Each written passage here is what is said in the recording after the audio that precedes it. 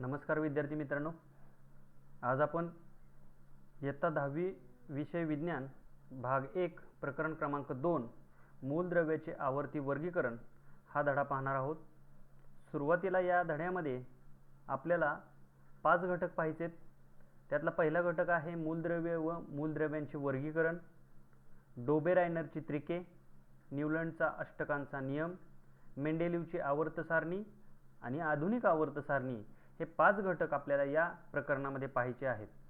तर मूलद्रव्य आणि मूलद्रव्यांचे वर्गीकरण हे कशा प्रकारे या खाली दिलेल्या शास्त्रज्ञांनी केलेलं आहे आणि केल्यानंतर त्यांच्यामध्ये कोणते दोष राहिले, कोणते गुण आहेत त्यांच्यामध्ये कोणते दोष राहिले याविषयीचा आपल्याला अभ्यास या प्रकरणामध्ये करायचा आहे।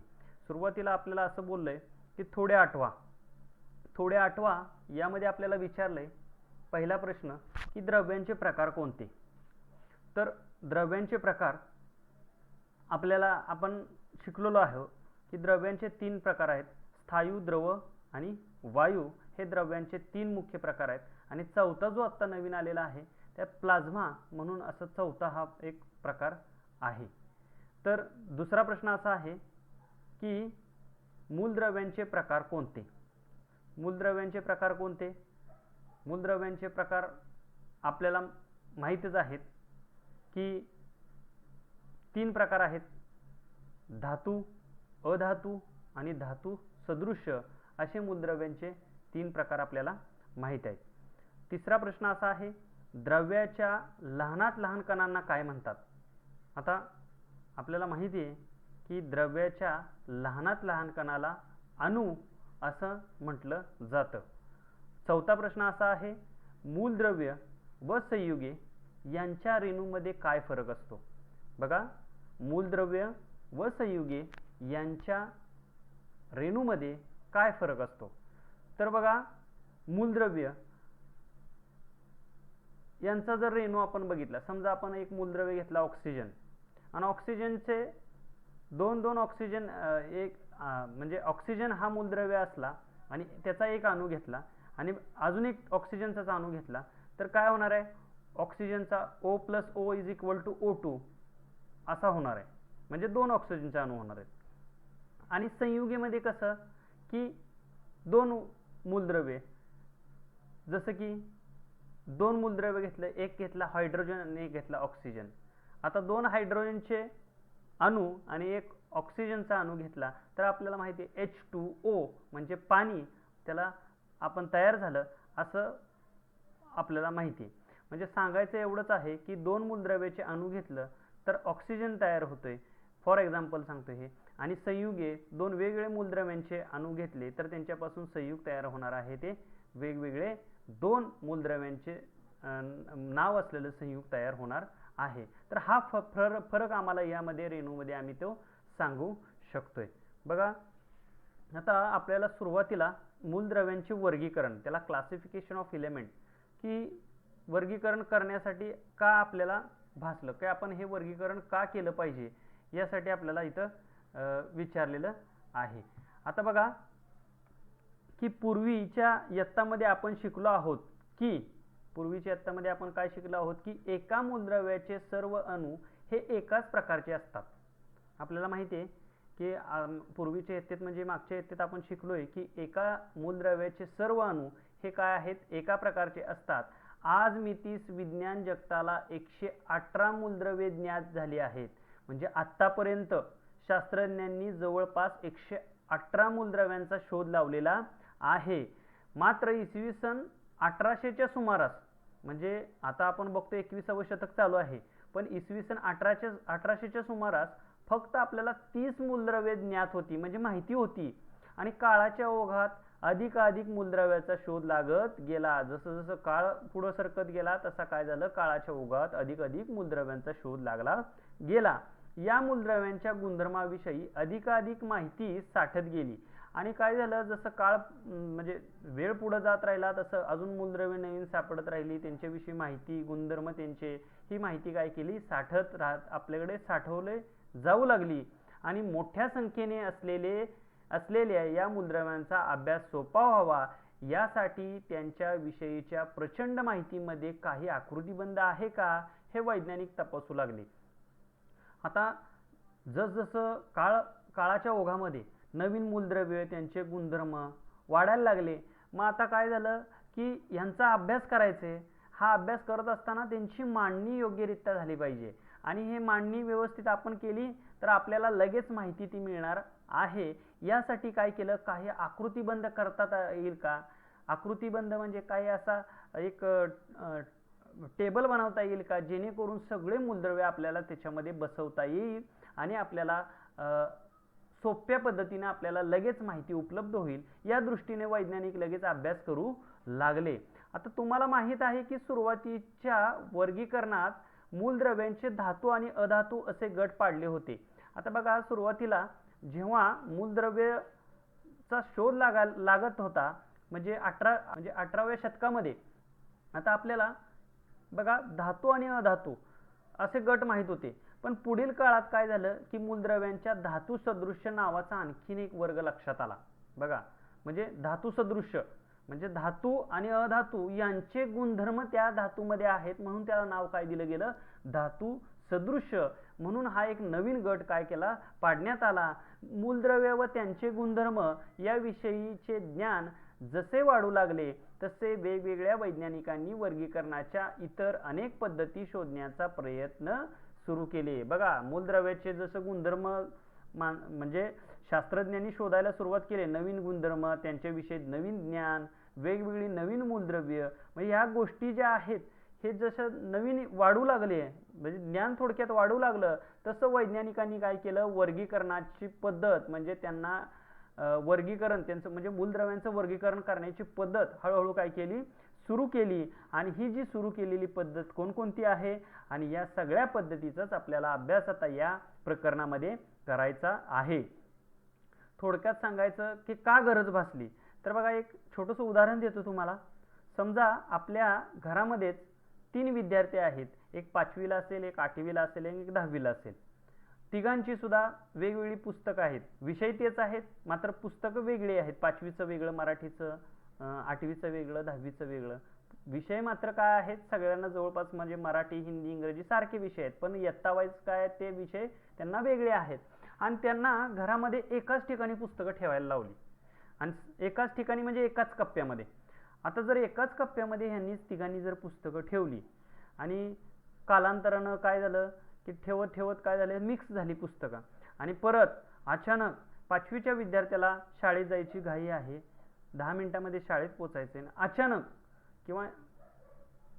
अचानक शाळेत जायचे आणि पुस्तकं शोधायचे. तर काय करावं लागेल की मग त्याला प्रत्येक पुस्तक शोधावं लागेल की ह्यात 5वीचं मराठीचं पुस्तक किंवा 5वीचं विज्ञानाचं पुस्तक कोणतं आहे, 5वीचं गणिताचं पुस्तक कुठं आहे. मग त्याच्यामध्ये कधी कधी 8वीचं विज्ञानाचं पुस्तक हाती येईल, 8वीचं मराठीचं येईल, 10वीचं विज्ञानाचं येईल. म्हणजे सगळं परत शोधावं लागणार आहे आणि शेवटी सगळी पुस्तकं चाळल्यानंतर त्याला त्याची पुस्तकं मिळणार आहेत. मग हीच अवस्था काय झाली, वैज्ञानिकांची होऊ लागली. की काय झालं, ही प्रत्येक वेळी काय करायला लागलं की प्रत्येक मूलद्रव्यांचं आपल्याला परत परत परत शोधावं लागायला लागलं. मग यासाठी काहीतरी सारणी तयार त्याची केली, काय त्याचं वर्गीकरण केलं पाहिजे. म्हणून वैज्ञानिकांनी काय ठरवलं की आपल्याला वर्गीकरणाच्या पद्धती आपण वेगवेगळ्या सुरू केल्या जेणेकरून आपल्याला नवीन मूलद्रव्याविषयी माहिती घ्यायची असेल, त्यांचं गुणधर्म असेल तर त्या गुणधर्माविषयी माहिती पाहिजे असेल तर हे वर्गीकरण करणं खूप महत्त्वाचं आहे. म्हणून हे मूलद्रव्यांचं वर्गीकरण करायला सुरुवात केली. आणि यामध्येच सगळ्यात सुरुवातीला वर्गीकरणाचा जो पुढाकार घेतला त्यांचं नाव आपल्याला इथं दिलेलं आहे, डोबे रायनर. हा जो शास्त्रज्ञ आहे त्याला डोबे रायनरची त्रिके असं किंवा इंग्लिशमध्ये डोबे रायनर्स ट्राइड्स असं सुद्धा म्हटलं जातं. तर हा शास्त्रज्ञ होता. हा सन 1817 मध्ये डोबे रायनर या जर्मन वैज्ञानिकांनी मूलद्रव्यांचे गुणधर्म व त्यांची अणुवस्तुमाने यात संबंध असल्याचे सुचवले. 1817 मध्ये जो डोबे रायनर होता हा जर्मन वैज्ञानिक शास्त्रज्ञ म्हणजे युरोपमधला जे जर्मन हा देश आहे यामधला वैज्ञानिक शास्त्रज्ञ यांनी काय केलं की मूलद्रव्यांचे जे गुणधर्म आहेत, जे मूलद्रव्यांचे गुणधर्म आहे व त्यांचे अणुवस्तुमानांक म्हणजे त्यांना काय नंबर दिलेले आहेत, अणुवस्तुमान आहे त्यांचा, त्या अणुवस्तुमान यात संबंध असल्याचे सुचवले. म्हणजे मूलद्रव्यांचा जो गुणधर्म आहे आणि अणुवस्तुमान यांचा एकमेकांचा काय आहे, संबंध आहे, हे सुरुवातीला डोबेरायनर जो शास्त्रज्ञ आहे याने सुचवलं. त्याने एकसारखे रासायनिक गुणधर्म असणाऱ्या प्रत्येक 3 मूलद्रव्यांचे गट पाडून त्यांना त्रिके असे नाव दिले. यांनी काय केलं, सुरुवातीला सांगितलं की मूलद्रव्यांचे गुणधर्म आणि अणुवस्तुमान काय यामध्ये संबंध आहे. आणि दुसरं अजून काय सांगितलं की एकसारखे रासायनिक गुणधर्म जे जे आहेत ते काय केले, 3 मूलद्रव्ये एकत्र घेतली आणि 3चे गट पाडले आणि त्याला त्रिके असं नाव दिलं. बघा, आणि एका त्रिकामधील 3 मूलद्रव्यांची मांडणी त्याने अणुवस्तुमानाच्या चढत्या क्रमाने केली. बघा, त्यांनी काय केलं, जे 3 गट पाडले त्यामध्ये कसे पाडले की अणुवस्तुमान हा चढत्या क्रमाने असला पाहिजे, अशा प्रकारे ते त्रिके त्यांनी काय केलेले, तयार केलेली होती. व दाखवले की मधल्या मूलद्रव्याचे अणुवस्तुमान हे अंदाजे इतर 2 मूलद्रव्यांच्या अनुमानाच्या सरासरी इतके असते. म्हणजे तिन्ही मधले जो मधला मूलद्रव्यांचा जो अणुवस्तुमान जो नंबर असणार आहे तो इतर 2 मूलद्रव्ये आहेत म्हणजे पहिला आणि तिसरा त्यांच्या सरासरी इतका असणार आहे, असा काय केलं डोबेरायनरने सुचवलं. मात्र सर्व ज्ञात मूलद्रव्यांचे वर्गीकरण डोबेरायनरच्या त्रिकामध्ये होऊ शकले नाही. त्यांनी सुरुवात मात्र केली, मात्र हळूहळू जसं पुढे घेत गेला ज्ञात असलेली जी मूलद्रव्ये आहे सगळ्यांसाठी हा नियम लागू झाला नाही. म्हणून बघा, आपल्याला काही कोणासाठी तो नियम लागू झाला याची काही उदाहरणं आपल्याला याच्यामध्ये दिलेले आहेत. तर याच्यामध्ये बघा कॉलम दिलेत, पहिला अनुक्रमांक आहे, त्रिके दिलेत आपल्याला. जसं 3 गटामध्ये मी सांगितलं की मूलद्रव्यांचे काय केलं, त्रिके तयार केली. नंतर मूलद्रव्य 1 प्रत्यक्ष अणुवस्तुमान. आता हे जे मूलद्रव्य आहेत यांचं काय आहे, प्रत्यक्ष अणुवस्तुमान म्हणजे ए नाव दिलंय. आणि ही दुसरं मूलद्रव्य 2 इथं काय सरासरी काढली, ए अधिक सी छेद 2, आणि ही प्रत्यक्ष अणुवस्तुमान. आणि इथं मूलद्रव्य 3 प्रत्यक्ष अणुवस्तुमान सी हे इथं सांगितलेलं आहे. तो पोटॅशियम के असा दिलेला. आता इथं आपण एक उदाहरण बघूया. बघा, पहिलं काय सांगितलंय, लिथियम, सोडियम आणि पोटॅश. बघा, पोटॅशियम असं म्हणतोय, लिथियम, सोडियम आणि पोटॅशियम. आता लिथियम आणि तुम्ही कर्सरकडे लक्ष द्या विद्यार्थी मित्रांनो. बघा, लिथियम, सोडियम आणि पोटॅशियम. आता लिथियम 1 नंबर दिलाय, मध्ये कोण आहे, सोडियम आहे, आणि 3 नंबरला कोण आहे, पोटॅशियम. म्हणजे ए, बी आणि सी असं नाव दिलं आपण तरी चालू शकतं. म्हणजे लिथियमचं बघा, ए म्हटलं इथं की लिथियमचं अणुवस्तुमान किती आहे, 6.9 आहे. आता बघा, तर आपल्याला सोडियमचा काढला इथं, सोडियम आपल्याला माहित नाही, आणि पोटॅशियम माहिती आहे का, तर माहिती आहे की ते 39.1. म्हणून सोडियम बरोबर, बघा, सोडियम बरोबर ए अधिक सी म्हटलंय. ए कोण आहे, लिथियम आहे, म्हणजे 6.9 अधिक 39.1 छेद 2 सरासरी काढायचे. म्हणजे 2 अंकांची बेरीज करून भागिले 2, पहिल्या आणि तिसऱ्या अंकांची बेरीज अणुवस्तुमानांच्या त्या मूलद्रव्यांच्या भागिले 2, तर त्याची सरासरी किती आली, 23. आणि प्रत्यक्ष अणुवस्तुमान सोडियमचं सुद्धा किती आहे, 23 आहे. म्हणजे हा त्रिके, डोबेरायनरच्या त्रिकेला हा नियम लागू होतोय. अशाच प्रकारे खाली कॅल्शियम आहे, बेरियम आहे. म्हणजे हे जे खालचे उदाहरणं तुम्ही बघितली, जसं क्लोरीन, ब्रोमीन, आयोडीन, या सगळ्या उदाहरणाला हा नियम जो आहे तो लागू पडतोय. बघा, तसंच केलंय, ए अधिक सी छेद 2 88.7 आलंय, आणि एस आर इथं किती येतंय, 87.6. म्हणजे हे जवळपास 0.1चा फरक आहे, पण तो काय अगदी नगण्य असल्यासारखा आहे. त्याच्यामुळं हा पण नियम इथं लागू होतोय. आता इथं ब्रोमीन काढलेला आहे. ब्रोमीनचा जेव्हा त्रिकेनचा सूत्र वापरून जर आपण हे काढलं त्याचं अणुवस्तुमान, तर 81.2 येतंय, आणि ते 79.9 हा सुद्धा जवळपास आलेला आहे अणुवस्तुमान, प्रत्यक्ष अणुवस्तुमानच्या जवळपास आलेला आहे. आता आपल्याला खाली काय सांगितलंय बघा की डोबेरायनरची त्रिके. आता डोबेरायनरची त्रिके यामध्ये बघा, सांगा पाहू असं म्हटलंय की सारखे रासायनिक गुणधर्म असलेल्या, बघा, सारखे रासायनिक गुणधर्म असलेल्या मूलद्रव्यांच्या पुढे दिलेल्या गटामधून डोबेरायनरची त्रिके ओळखा. कंसात अणुवस्तुमानांक आहेत. बघा, मॅग्नेशियम 24.3, कॅल्शियम 40.1 आणि एस आर 87.6. म्हणजे ही डोबेरायनरचं एक त्रिक दिलेलं आहे. मग आपल्याला काय करावं लागणार आहे, 24.3 अधिक 87.6 छेद 2 बरोबर किती येते, हे 40च्या जवळ येत असेल तर ते डोबेरायनरचं त्रिक आहे कॅल्शियम, जर नसेल तर ते डोबेरायनरचे त्रिके नाही. तसंच हे उदाहरण सुद्धा आणि हे उदाहरण हे सुद्धा तुम्ही काय करायचे विद्यार्थी मित्रांनो, ते ओळखायचं आहे की डोबेरायनरची त्रिके आहेत का नाही ते. सोपं आहे बघा. आता इथं सुद्धा 32.1 अधिक 127.6/2 ते 79च्या जवळ येतंय का नाही ते आपल्याला अणुवस्तुमानांक बघायचं आहे. ह्याचा सुद्धा तसंच सेम करायचे, a अधिक c/2 इथं सांगितल्याप्रमाणे याचं सुद्धा डोबेरायनरची त्रिके त्याच पद्धतीने आपल्याला काढायचे आणि प्रत्यक्ष असणारं त्याचं अणुवस्तुमान हे आपल्याला इथं कंसामध्ये दिलेलंच आहे की तेवढे येतंय का ते आपल्याला प्रत्येक बघा जे Ca किंवा Se आणि Mg या सगळ्यांचं आपल्याला अणुवस्तुमानांक कंसामध्ये दिलेले आहेत. त्याच्या एवढे यांचे A ची आणि C ची बेरीज करून सरासरी तेवढी येते का ते बघायचं आहे. ते आलं तर ते डोबेरायनरची त्रिके आहेत आणि ते नाही आलं तर ते डोबेरायनरची त्रिके नाही आहेत असं आपण इथं म्हणणार आहोत. तर बघा डोबेरायनरची त्रिके जरी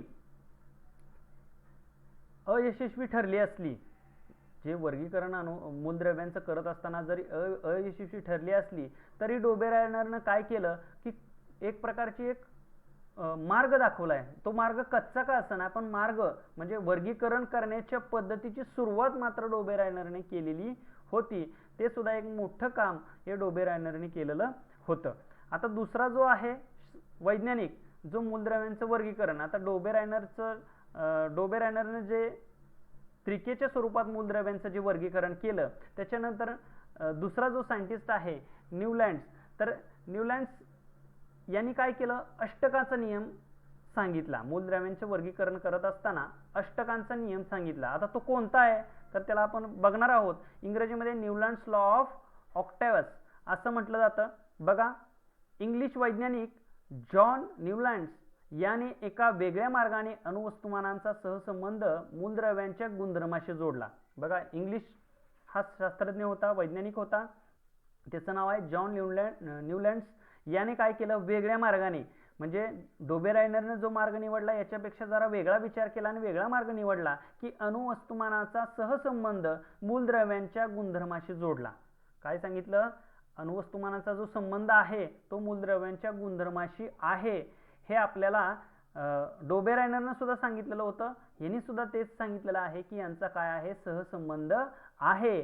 सन 1866 मध्ये न्यूलँड्सने त्या काळी ज्ञात असलेल्या मूलद्रव्ये त्यांच्या अणुवस्तुमानाच्या चढत्या क्रमानुसार मांडली. बघा प्रत्येकाने काय केली, मांडणी करत असताना अणुवस्तुमान हा बेस पकडून तो चढत्या क्रमाने त्याची मांडणी केलेली आपल्याला दिसते. याची सुरुवात सर्वात हलक्या हायड्रोजन या मूलद्रव्याने झाली आणि सुरुवात सगळ्यात कोणी केली, हलका मूलद्रव्य कोण आहे, हायड्रोजन. त्याचा अणुवस्तुमानांक आपल्याला माहिती 1 आहे. तर अशा प्रकारे हायड्रोजन पासून ही सुरुवात झाली.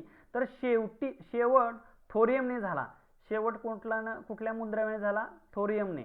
तर लक्षात ठेवा न्यूलँड्सने जेव्हा अष्टकांचा नियम मांडताना सुरुवात हा हायड्रोजनने केलेला आहे आणि शेवट हा थोरियमने केलेला आहे. त्याला दिसले की प्रत्येक 8व्या मूलद्रव्याला पहिल्या मूलद्रव्यासारखे गुणधर्म होते. म्हणजे बघा त्यांनी मांडणी करताना कॉलम वाईज केली की 1 2 3 4 5 6 7 8 उभे असे कॉलम केले आणि 8व्या मूलद्रव्याचे जे गुणधर्म आहे ते पहिल्या मूलद्रव्याच्या गुणधर्मासारखेच आहे. हे काय झालं, न्यूलँड्सला आढळलं की प्रत्येक 8व्या मूलद्रव्याचं गुणधर्म हे पहिल्या मूलद्रव्याच्या गुणधर्मासारखे आहेत हे त्याला दिसून आलं. जसे की सोडियम हे लिथियम पासून 8वे मूलद्रव्य असून दोघांचे गुणधर्म एकसारखे आहेत. आता सोडियमचा जो गुणधर्म आहे त्या सोडियम पासून 8व्या कॉलम मध्ये कोण आहे परत की लिथियम आहे. 8वा कोण येतोय सोडियम नंतर 8व्या नंबरला परत कोण येतोय मूलद्रव्य तर लिथियम येतोय आणि त्याचं जे गुणधर्म आहे ते सोडियमचं आहे. म्हणजे दोघांचे गुणधर्म कसे आहेत, एकसारखे आहे हे त्यांना काय झालं, दिसून आलं. जसं की इथे दाखवलंय बघा सोडियम. बघा हा सोडियम इथं आहे. सोडियम नंतर बघा हा सोडियम 1 2 3 4 5 6 7 आणि 8. बघा म्हणजे सोडियम आणि लिथियम वरती दिलेलं आहे. म्हणजे सोडियमच्या इथं बघा 1 2 3 4 5 6 7 आणि 8 म्हणजे परत काय झालं की ह्या दोघांचं 8व्या क्रमांकावर सोडियमच्याच जो स्तंभ आहे किंवा जे कॉलम आहे त्या कॉलम मध्येच लिथियमचा समावेश केला, कारण या दोघांचे गुणधर्म कसे आलेत, एक सारखे आलेले आहेत. असं आम्हाला एक आम्हाला म्हणजे आम्हाला सिग्निफिकन्स म्हणजे आम्हाला त्याचे गुण हे आम्हाला इथं दिसत आहेत. पुढं काय म्हटलंय, सोडियम सारखं अजून एक उदाहरण सांगितलंय की तसेच मॅग्नेशियमचे बेरिलियमशी सामर्थ्य असून क्लोरीनचे फ्लोरीनशी सामर्थ्य आहे असं ते सांगितलेलं आहे.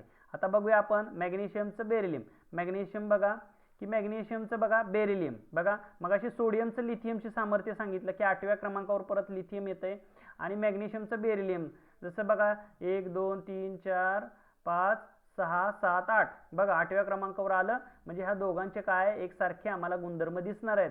आणि अजून कोण सांगणार, क्लोरीन आणि फ्लोरीन. आता क्लोरीन बघा कुठं आहे, हा बघा क्लोरीन आणि फ्लोरीन, हो का, ह्याचं सुद्धा 8व्या बघा 1 1 2 3 4 5 6 7 आणि 8, म्हणजे ह्याचं सुद्धा काय 8व्या मधून पहिल्याचं नाही 8व्याचं काय आपण म्हणू शकतो इथं गुणधर्म एकसारखे आहेत, म्हणजे एकसारखं सामर्थ्य दोघांचं सुद्धा आहे.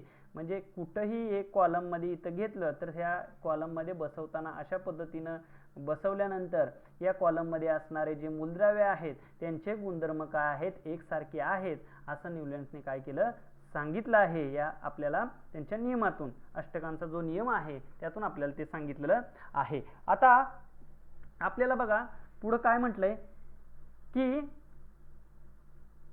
न्यूलँड्सने या सारखेपणाची तुलना संगीतातील अष्टकांशी केली आहे, सप्तकांशी म्हटलंय. आता संगीतातील अष्टक म्हणजे कसं की आपल्याला माहिती आहे सा रे ग म प ध नी सा, बघा इथे दिले सा रे ग म प ध नी, नी नंतर परत काय येतं, साच येतं. म्हणजे संगीतामध्ये जसं त्याला आपण अष्टक म्हणतोय तर त्याप्रमाणेच काय केलेलं आहे, यांनी मूलद्रव्यांची काय केलेली आहे, तुलना केलेली आहे. आता त्याने 8व्या व पहिल्या मूलद्रव्यांच्या गुणधर्मामध्ये दिसून येणारा सारखेपणाला अष्टकाचा नियम म्हटलेला आहे. मग अष्टकाचा नियम असं का नाव पडलं, तर 8वा आणि पहिला हे जे मूलद्रव्य आहे, म्हणजे आता इथं पहिला समजा हायड्रोजन आहे आणि 8व्या नंबरला फ्लोरीन आहे, मग पहिल्या आणि 8व्या मूलद्रव्याचं काय गुणधर्मामध्ये आम्हाला काय सारखेपणा दिसून येतोय, म्हणून त्याला अष्टकाचा नियम असे म्हटलेलं आहे. कारण प्रत्येक येणारा 8वा जो मूलद्रव्य आहे तो काय आहे, पहिल्या मूलद्रव्याला काय येतोय, सारखेपणाचं गुणधर्म दाखवतोय, म्हणून त्याला अष्टकांचा नियम असं म्हटलेलं आहे. आता तुम्हाला जरा इथं सा रे ग म प ध नी सा हे कळालं, आपल्या संगीतातील हे स्वर आहेत. तसं डो रे मी फा सो ला टी हे काय आहेत, तर हे पाश्चात्य जे आपल्याला संगीत म्हणायचंय त्या संगीतामध्ये आपले जसे स्वर आहेत तसे त्यांचे हे स्वर आहेत. मग यांचं कसं येणार आहे, डो रे मी फा सो ला टी आणि परत डोच असंच, म्हणजे आपलं सा रे ग म प ध नी परत साच, अशा प्रकारे काय आहेत यांचे सुद्धा पाश्चात्य स्वर आपल्याला इथं दिसून येत आहेत ते, आणि त्याचीच माहिती आपल्याला याच्यामध्ये दिलेली आहे की जी मी तुम्हाला आता काय केलेली आहे, आता सांगितलेलीच आहे. आता न्यूलँडचे अष्टके ह्यामध्ये सुद्धा काही त्रुटी आढळलेल्या आहेत, म्हणजे ड्रॉबॅक्स आपण इंग्रजीमध्ये म्हणू शकतो. त्रुटी काय आहेत की हा नियम फक्त कॅल्शियम पर्यंत लागू होत होता. आता हा जो कॅल्शियम दिसतोय बघा, इथून हायड्रोजन पासून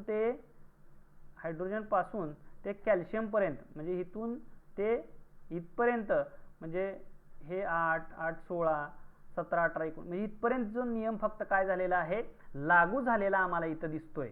मग नंतर काय झालं बघा, काय म्हटलंय, हा नियम फक्त कॅल्शियम पर्यंत लागू होत होता. न्यूलँड्सने सर्व ज्ञात मूलद्रव्य 7x8 अशा 56 रकान्याच्या तक्त्यात बसवली. बघा न्यूलँड्सने काय केलं, सर्व जे ज्ञात मूलद्रव्य होते त्या काळामध्ये, जेव्हा ते म्हणजे जवळपास 1866 मध्ये जेवढी ज्ञात मूलद्रव्य होती ते 7x8 अशा 56 रकान्यातच काय झालं, ती सगळी मूलद्रव्य बसवण्याचा प्रयत्न केला. म्हणजे रकाने वाढवलेच नाहीत, 56 रकान्यातच त्यांनी काय केलं, ते बसवलं. म्हणजे हे उभे 7 स्तंभ आणि अशा आडव्या ओळी किती 8, म्हणजे अशा 7 उभ्या 7 आणि आडव्या 8 अशी 7 8 56च मूलद्रव्य त्या कॉलममध्ये बसवण्याचा प्रयत्न न्यूलँड्सने केलेला होता. ज्ञात असलेल्या सर्व मूलद्रव्यांना तक्त्यात सामावून घेण्यासाठी न्यूलँड्सने काही जागांवर 2-2 मूलद्रव्ये बसवली. काय झालं की 56 पेक्षा जास्त मूलद्रव्ये ज्ञात होती. मग काय करायचं आता, त्यांना जागा द्यायची कुठं? मग न्यूलँड्सने काय केलं की काय काय कॉलममध्ये 2-2 मूलद्रव्ये बसवली. उदाहरणार्थ बघा, इथं दिलंय CONI कोबाल्ट निकेल. आता हे इथं एकाच कॉलममध्ये 2 बसवली. तसंच CLA बघा, इथं पण काय केलं, इथं सुद्धा 2 मूलद्रव्ये बसवली. मग काय झालं, आता हे 2 मूलद्रव्ये बसवली इथपर्यंत ठीक आहे, पण याशिवाय त्याने काही भिन्न गुणधर्माची मूलद्रव्ये अष्टकाच्या एकाच स्वराखाली ठेवली. आता हे तर चुकीचंच आहे की एका रकान्यात 2-2 मूलद्रव्ये बसवणे, चौकटीत 2-2 मूलद्रव्ये बसवणे हे सुद्धा केलं. शिवाय अजून काय त्रुटी आढळली तर काय केलं की काही भिन्न गुणधर्माची मूलद्रव्ये अष्टकातील एका स्वरात ठेवली. आता जी भिन्न मूलद्रव्ये आपल्याला माहिती आहे की या कॉलम मधले जेवढे मूलद्रव्ये आहेत ते काय आहेत, कॅल्शियम पर्यंत यांचं काय होतंय, गुणधर्म सारखा दिसतोय, यांचा सारखा दिसतोय, यांचा सारखा दिसतोय. हा कुठपर्यंत दिसला, फक्त कॅल्शियम पर्यंत दिसला. कॅल्शियम नंतर क्रोमिन, टिटॅनियम वगैरे हे जे आहे हे इथपर्यंत. शेवटी कॅल्शियम नंतर काय झालं की कॅल्शियम नंतर की भिन्न गुणधर्माची मूलद्रव्ये अष्टकाच्या एका स्वराखाली आली. म्हणजे त्यांचं काय गुणधर्म वेगळे आहेत, मात्र ती येताना काय झाली, एकाच स्वराखाली, म्हणजे एकाच काय झालं स्तंभ कॉलम खाली आली, स्वराखाली आली. हे अजून एक त्रुटी मोठी ही आढळली. यानंतर काय सांगितले, आता उदाहरण याचं दिलंय की असं कुठं झालंय तर CO आणि निकेल, कोबाल्ट आणि निकेल या धातूंना न्यूलँड्सने डो या स्वराखाली म्हणजे क्लोरीन व ब्रोमिन या हॅलोजन बरोबर ठेवले. आता क्लोरीन आणि ब्रोमिन हे आपल्याला माहिती आहे की हे हॅलोजन्स आहेत, वायू आहेत. यांच्याबरोबर कोबाल्ट आणि निकेल हे धातू ठेवले.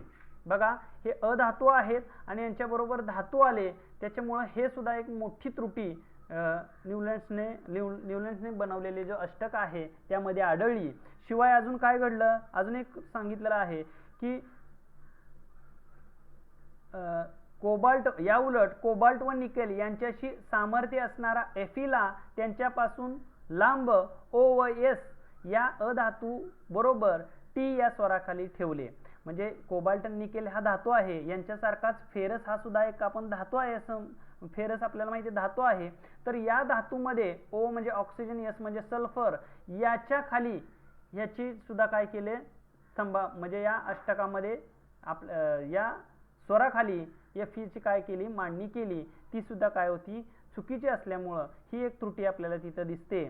तसेच नव्याने शोध लागलेल्या मूलद्रव्यांना सामावून घेण्याची तरतूद न्यूलँडच्या अष्टकात नव्हती. म्हणजे नव्याने जे मूलद्रव्यांचा शोध लागला 56 पर्यंत बसले, 56 नंतर काही तेव्हा ज्ञात होती ते तेवढी बसवली, पण या अष्टकाचा नियम मांडल्यानंतर काही नवीन मूलद्रव्यांचा जो शोध लागला त्यांची जागा कुठे ठेवायची याची मात्र तरतूद न्यूलँड या शास्त्रज्ञांनी केलेली नव्हती.